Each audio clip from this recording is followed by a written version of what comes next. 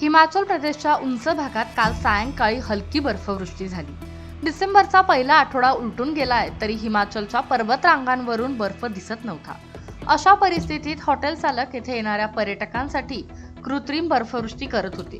उत्तरेकडील टेकड्यांवर बर्फवृष्टी आणि वेस्टर्न डिस्टर्बन्समुळे थंडी वाढण्याचा अंदाज आहे। मैदानी भागातही हलका पाऊस पडू शकतो। गेल्या 2 दिवसात काही भागात हलका पाऊस पडत आहे, त्यामुळे सोमवारी थंडी वाढू शकते।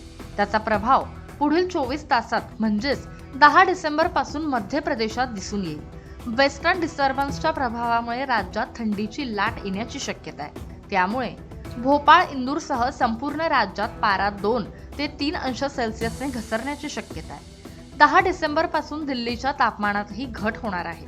बाडमेर आणि जोधपूर या वाळवंटी जिल्ह्यांमध्ये रविवारी रात्री हंगामातील सर्वात कमी तापमानाची नोंद करण्यात आली।